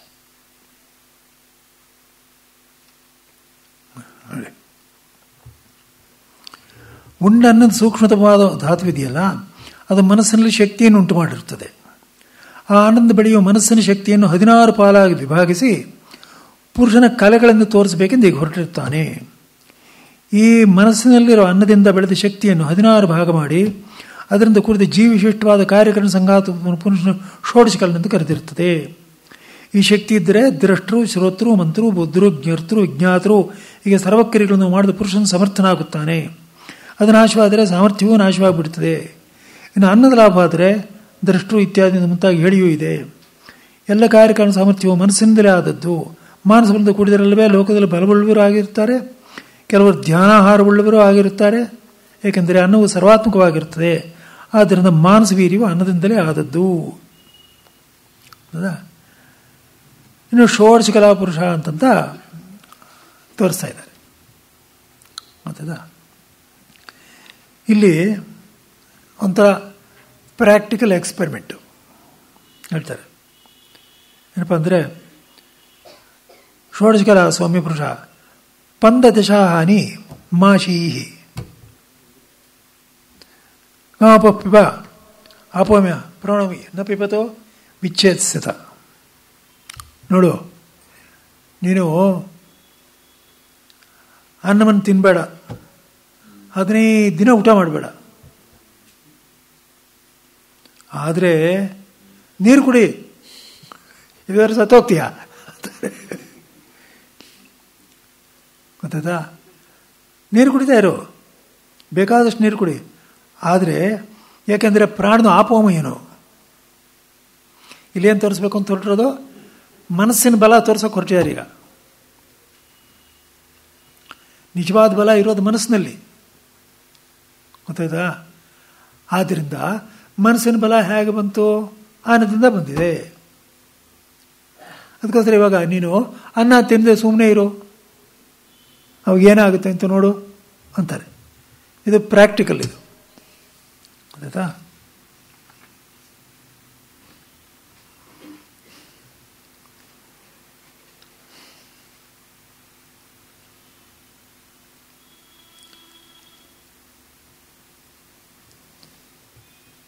ನೀರು ಕುಡಿಲೇಬೇಕು. ಯಾಕೆಂದರೆ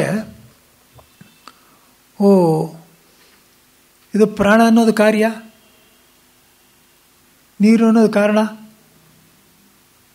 ಆಯಿತು ಇಲ್ವ? ನೀರು ತಾನೇ ಕಾರಣ. ಆ ಕಾರಣದ ಸಪೋರ್ಟ್ ಇಲ್ಲದೆ ಇದ್ದರೆ ಕಾರ್ಯ ಇರುತ್ತಾ? ಮಣ್ಣಿನ ಸಪೋರ್ಟ್ ಇಲ್ಲದೆ ಮಡಿಕೆ ಇರೋದಿಲ್ಲ, ಹೌದಾನೆ? ಹಾಗೆಯೇ ನೀರಿನ ಸಪೋರ್ಟ್ ಇಲ್ಲದೆ ಇದ್ದರೆ ಪ್ರಾಣ ಕೆಲಸ ಮಾಡೋದಿಲ್ಲ. ಅದಕ್ಕೋಸ್ಕರ ನೀರು ತಗೋಬೇಕು. ಆದರೆ ಹಾಗೇ ಅನ್ನಕ್ಕೂ ಅದನ್ನ ನಾನು ನಿನಗೆ ತೋರಿಸ್ತೀನಿ. ಅನ್ನ 15 ದಿವಸ ಉಪವಾಸ ಮಾಡು, ಅದರ ಪ್ರಾಣ ಬದುಕಿರಬೇಕು, ಪ್ರಾಣ ಇರಬೇಕು. ಅದಕ್ಕೋಸ್ಕರ ನೀರು ಕುಡಿತಾ ಇರು. ಸಹ ಪಂಚದಶಾಹಾರಿ ನಾಶಾಥ ಹೈನಪುಸ್ಸಾದ ಕಿಂಬ್ರವಿ ಭೋ ಇತ್ಯರುಚು ಸೌಮ್ಯ ಯಜೋಂಷಿ ಸಾಮಾನಿತಿ ಸಹೋವಚ ನ ವೈ ಮಾ ಪ್ರತಿಭಾಂತಿ ಭೋ. ಅವನು 15 ದಿನಗಳವರೆಗೆ ತಿನ್ನಲಿಲ್ಲ, ಏನೂ ತಿನ್ನಲಿಲ್ಲ. ಇನ್ನಿವನ ಬಳಿಗೆ ಬಂದ. ಏನು ಹೇಳಿದೆ ಸ್ವಾಮಿ ಅಂತ ಕೇಳ್ದ. ಸೌಮ್ಯ ರುಕ್ಕು ಯಶಸ್ಸು ಎಲ್ಲ ಮಂತ್ರಗಳೆಲ್ಲ ಹೇಳು ಅಂದರು. ಅಯ್ಯೋ ನನಗೊಂದು ತೋರಿಸ್ತಲೇ ಇಲ್ಲ, ಒಂದು ಜ್ಞಾಪಕಾರಿ ಬರ್ತಾ ಇಲ್ಲ ಅಂದ. ಅವನು ಹೀಗೆ ಮಾತನ್ನು ಕೇಳಿ ಮನಸ್ಸು ಅನ್ನಮಯ ಎಂಬುದನ್ನು ಪ್ರತ್ಯಕ್ಷ ಮಾಡಿಕೊಳ್ಳಬೇಕು ಅಂಥೇಳಿ ಉಪವಾಸ ಮಾಡಿಸ್ದ ಅವನಿಗೆಯಲ್ಲಿ. ಇನ್ನು 16ನೇ ದಿನ ಆ ತಂದೆ ಬಳಿಗೆ ಬಂದನು, ಬಡಿಸಾರಿದನು. ಬಂದು ಸ್ವಾಮಿ ಏನನ್ನು ಹೇಳಿದೆ? ರುಕ್ಕು ಯಶಸ್ಸು ಹೇಳು ಅಂದರೆ, ಅಯ್ಯೋ ನನಗೆ ರುಗಾದರೂ ತೋಚುವುದೇ ಇಲ್ಲ, ಮನಸ್ಸನ್ನು ಕಾಣುವುದೇ ಇಲ್ಲ ಭೋ. ಭೋ ಅಂದರೆ ಸಾಧಾರಣಗೆ ಬೌದ್ಧರು ಬ್ರಾಹ್ಮಣರನ್ನು ಹಾಸ್ಯ ಮಾಡ್ತಾಯಿದ್ರು. ಭೋವಾದಿಗಳು ಇವರು, ಭೋವಾದಿಗಳು ಅಂತ. ಅಂದರೆ ಭೋ ಭೋ ಅಂತಾರೆ, ಬರ್ತೀನಿ ಭೋ, ಹೋಗ್ತೀನಿ ಭೋ ಅಂತನ್ನೋದು. ಹೌದಾ?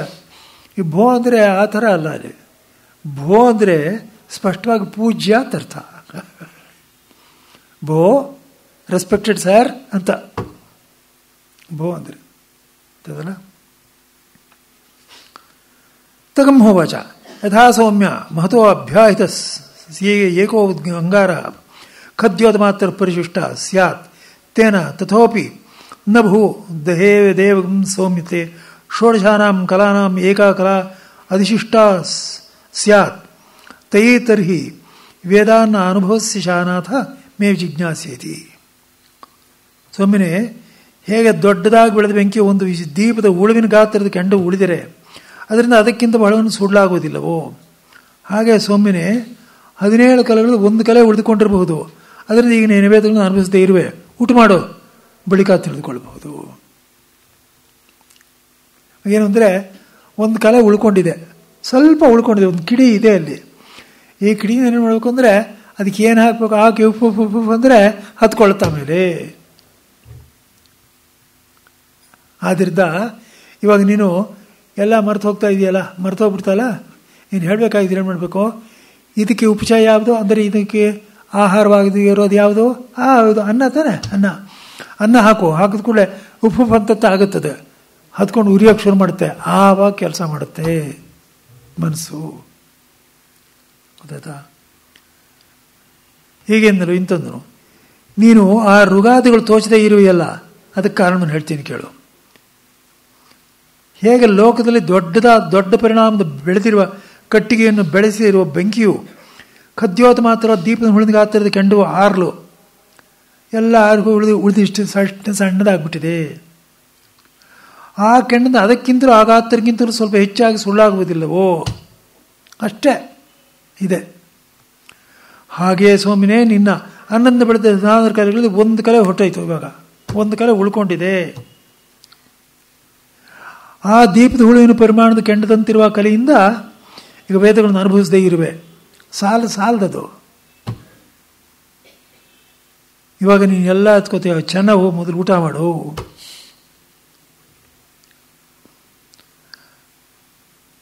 ಸಹಾಶಾಥ ಹೈನೋಪಸಾದ ತಗಂಬಿ ಎತ್ಕಿಂಚ ಪಪ್ರಚ್ಛ ಸರ್ವಗಮ್ಮಿ ಪ್ರತಿಪೇದೆ. ಬಳಿಕ ಅವನು ಬಳಿಗೆ ಬಂದನು, ಚೆನ್ನಾಗಿ ಊಟ ಮಾಡಿ. ಅವನು ಏನೇನು ಕೇಳಿದ್ನೋ ಎಲ್ಲವನ್ನೂ ಹೇಳಿದನು. ಗೊತ್ತಾಯ್ತಾ? ಅದರಂತೆಯೇ ಉಂಡನು, ಊಟ ಮಾಡಿದನು. ಬಳಿಕ ಆಮೇಲೆ ಆ ತಂದೆಯಲ್ಲಿ ಶ್ರವಣ ಮಾಡಬೇಕೆಂದು ಬಂದನು. ಬಂದ ಮಗನಿಗೆ ಋಗಾದಿಗಳಲ್ಲಿ ಯಾವುದೊಂದಿಷ್ಟನ್ನು ತಂದೆ ಕೇಳಿದರು. ಆ ಶ್ವೇತಕೇತು ಗ್ರಂಥರೂಪವಾಗಿರಲಿ ಅರ್ಥವಾಗಿರಲಿ ಆ ಋಗಾದಿಯ ಎಲ್ಲವನ್ನೂ ಗ್ರಂಥರೂಪದ ಅರ್ಥರೂಪದ ಅರ್ಥಕೊಂಡಿದ್ದರು. ಸುಮ್ಮನೆ ಕಂಠಸ್ಥ ಮಂತ್ರ ಜ್ಞಾಪಕ ಇದೆಯಾ ಅಂದರೆ ಅದೂ ಹೇಳ್ತಾನೆ, ಅರ್ಥ ಜ್ಞಾಪಕ ಅಂದರೆ ಅದೂ ಹೇಳ್ತಾನೆ. ಗೊತ್ತಾಗ್ತಾ ಇದೆಯಾ?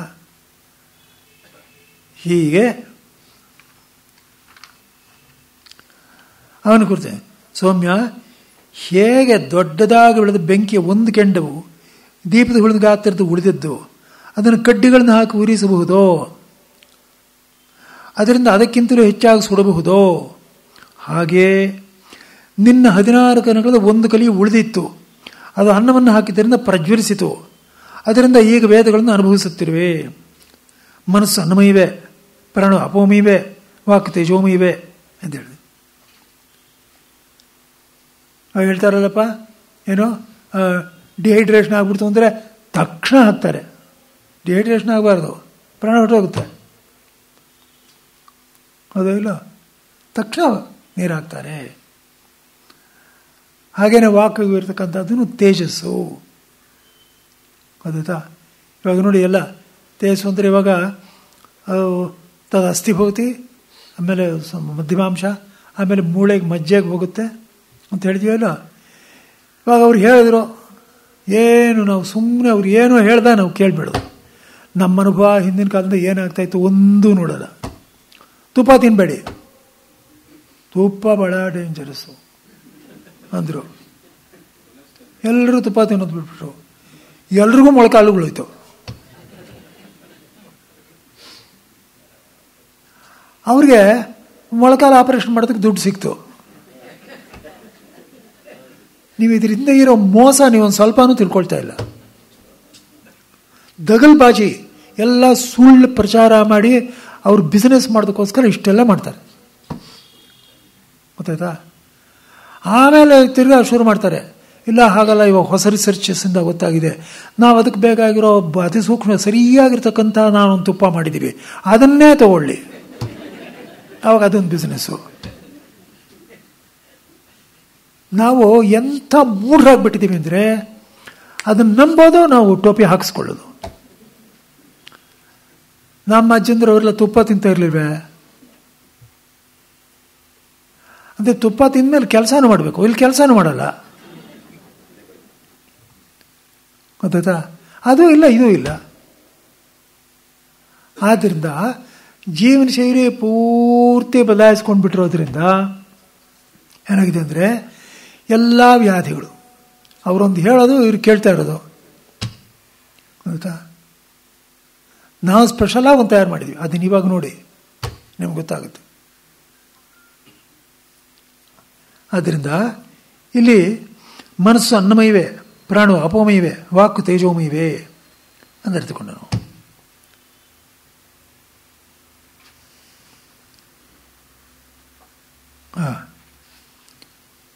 ಹೀಗೆ ಮನಸ್ಸಿನ ಶಕ್ತಿ ಹೋಗುವುದು, ಅನುಸರಿಸಿಕೊಂಡು ಬರುವುದು, ಈ ಎರಡರಿಂದ ಮನಸ್ಸು ಅನ್ನಮಯ ಎಂಬುದು ಸಿದ್ಧವಾಯಿತು. ಗೊತ್ತಾ? ಹೇಗೆ ಮನಸ್ಸು ಅನ್ನಮಯವೆಂದು ನೀರು ಸಿದ್ಧವಾಗಿದೆಯೋ ಹಾಗೆಯೇ ಪ್ರಾಣವು ಅಪೋಮಯವೇ, ವಾಕು ತೇಜೋಮಯವೇ ಸಿದ್ಧವಾಗಿರುತ್ತೆ. ಇವಾಗ ನೋಡಿ, ನಾವು ಪ್ರಾಣದ ವಿಷಯಕ್ಕೆ ಹೇಳ್ತೇನೆ. ಯಾವಾಗಲೂ ಹೋಗ್ತಾ ಇದ್ದೆ, ವಿದೇಶಗಳಿಗೆಲ್ಲ ಹೋಗ್ತಾ ಇದ್ದೆ. ಎಲ್ಲ ಮಾತಾಡ್ತಾ ಇದ್ರಿ, ಹೀಗೆ ನೋಡೋರು ಇವ್ರು ಏನು ನೋಡ್ತಾ ಇದ್ರು ಅಂತ ಗೊತ್ತಾಗ್ತಾ ಇಲ್ಲ. ಎಲ್ಲ ಆದಮೇಲೆ ಬಂದ್ಬಿಟ್ಟು, ಸ್ವಾಮೀಜಿ ನೀವು ಮಾತಾಡೋ ಉಸಿರೇ ತಗೊಳ್ಳೋದಿಲ್ವಲ್ಲ, ಹೇಗೆ ಮಾತಾಡ್ತೀರಾ ಅಂತ. ಅವ್ರು ನೋಡಿ ಮಾತಾಡಬೇಕಾಗಿದ್ದಾರೆ, ನೋಡಿ ಇರ್ತಿಲ್ಲ ಎಲ್ಲ ಅಂತ ಇರ್ತಾರೆ. ಅಂದರೆ ಒಂದು ಪೂರ್ತಿ ಒಂದು 2 ಮಾತಾಡಬೇಕಾದ್ರೆ ಉಸಿರು ಎಳ್ಕೋಬೇಕು, ಇದರ ಕೈಯಲ್ಲಿ ಮಾತಾಡೋಕ್ಕಾಗಲ್ಲ. ಯಾಕೆಂದರೆ ಪ್ರಾಣ ಅಪೋಮಯವಾಗಿದೆ. ಏನೇನೋ ಹೆಂಡಗಳು ಅದು ಇದು ಕುಡಿತಾರೆ, ಕುಡಿದು ಸರ್ವನಾಶವಾಗಿದೆ, ಉಸಿರೇ ಇಲ್ಲ. ನೀವು ನೋಡಿ, ನೀವು ಹಾಗೆಲ್ಲ ನಿಮ್ಗೆ ಆವಾಗಲೇ ಗೊತ್ತಾಗೋದು. ಸರಿಯಾಗಿರ್ಬೇಕು. ಇವಾಗ ನೀವೇ ನೋಡಿ, ಧ್ವನಿ ದೃಷ್ಟಿಯಿಂದ ಹೇಳ್ತೀನಿ, ನಮಗೆಲ್ರಿಗೂ ತಿಳಿದಾಗ ಎಲ್ಲ ಗ್ರಾಮಗಳಲ್ಲೂ ದೊಡ್ಡ ದೊಡ್ಡ ಕಾರ್ಯಕ್ರಮಗಳಾಗೋದು, ಪುರಾಣ, ಸಂಗೀತ, ನಾಟಕ ಎಲ್ಲ ಆಗೋದೋ ಇಲ್ವೋ? ಕೊನೆಯ ಪಕ್ಷ 500 ಜನ 1000 ಜನ ಸೇರೋಲ್ವೇ? ಎಲ್ಲಿ ಸೇರೋರು? ಬೈಲ್ನಲ್ಲಿ ತಾನೇ ಸೇರೋರು.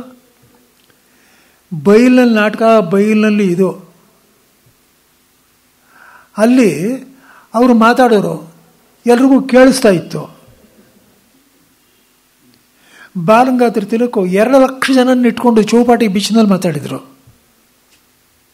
ಮೆಗಾಫೋನ್ ಇಟ್ಕೊಂಡಿದ್ರು, ಗೊತ್ತಾಯ್ತಾ? ಮೆಗಾಫೋನ್ ಇಟ್ಕೊಂಡು ಮಾತಾಡ್ತಾ ಇದ್ರು. 50,000 ಜನ ಇಲ್ಲಿ ಮಾತಾಡೋದು, ಅದು 4 ತಿಂಗಳು 4 ಮಾತಾಡೋದು, ಯಾರ ಮಧ್ಯೆ ಹೇಳ್ಬಾರ್ದು, ಹೀಗೆಲ್ಲ ರೂಲ್ ಇತ್ತು. ಇಷ್ಟು ಮಾಡ್ಬೋದಂತೆ. ಇವಾಗ 10 ಜನ ಕೂತ್ಕೊಂಡಿದ್ರೆ ಲೌಡ್ ಸ್ಪೀಕರ್ ಹಾಕ್ತಾರೋ ಇಲ್ವೋ? ಇದಕ್ಕಿಂತ ನಾಚಿನ್ಗೇಡಿದೆಯಾ? ನಾಚಿನ್ಗೇಡು ಯಾರಿಗಿದೆ ಬಲ? ನಾವೆಲ್ಲರೂ ಏನು ಅಂದ್ಕೊಂಡಿದ್ದೀವಿ ಅಂದರೆ, ಬರ್ತಾ ನಾವು ಒಳ್ಳೊಳ್ಳೆ ಆರೋಗ್ಯ ಎಲ್ಲ ಹೆಚ್ಚಾಗ್ತಾ ಇದೆ ಅಂತ ಅಂದ್ಕೊಂಡಿದ್ವಿ. ಹಾಗಲ್ಲ, ಕಡಿಮೆ ಆಗ್ತಾ ಇದೆ. ಗುರು ಗೋವಿಂದ್ ಸಿಂಗ್ದು ನಾನಾ ಸಾಹೇಬ್ನಲ್ಲಿ ನೋಡಿ, ಅಲ್ಲಿ ಗುರು ಗೋವಿಂದ್ ಸಿಂಗ್ದು ಕತ್ತಿ ಗುರಾಣಿ ಇದೆ. ಕತ್ತಿ ಗುರಾಣಿ ಕವಚ. ಕತ್ತಿನ ಒಳ್ಳೆ ಯುವಕರು ಕಷ್ಟಪಟ್ಟು ಎತ್ತಬಹುದು. ಅದೇ ಕವಚವನ್ನು ಎತ್ತೋದಕ್ಕೆ 4 ಜನ ಬೇಕು. ಇವರು ಕವಚ ಹಾಕ್ಕೊಂಡು ಆ ಕತ್ತಿ ಹಿಡ್ಕೊಂಡು ಗಂಟೆಗಳ ಯುದ್ಧ ಮಾಡೋರು. ಯಾರಿಗೆ ಬಲ ಇತ್ತು, ಯಾರಿಗಿಲ್ಲ ನೀವು ಹೇಳಿ? ಯಾರಿಗಾದ್ರೂ ಇದೆಯಾ ಅವಾಗ? ಮತ್ತೇನು ಹೇಳ್ಕೊಳ್ಳೋದು? ಮುಂಚೆ ಎಲ್ಲ ವಿಪರೀತ ಕಾಯಿಲೆಗಳು, ಇವಾಗ ಬಹಳ ಚೆನ್ನಾಗಿದ್ದೀವಿ.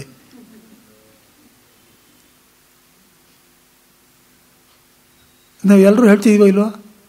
ಏನಾದರೂ ಈ ಥರದೊಂದು ಯೋಚನೆ ಮಾಡಿ, ಹಿಂದೆ ಆಗಿತ್ತು ನಾವು ಯೋಚನೆ ಮಾಡಿದ್ದೀವ? ಮಾಡೇ ಇಲ್ಲ, ಗೊತ್ತಾಯ್ತಾ? ಆದ್ದರಿಂದ ಇದನ್ನೆಲ್ಲ ಮನಸ್ಸಿನಲ್ಲಿಟ್ಕೊಂಡು ನೀವು ಯೋಚನೆ ಮಾಡಬೇಕು, ತಿಳ್ಕೊಳ್ಬೇಕು, ಗೊತ್ತಾಯ್ತಲ್ಲ? ಹೀಗೆ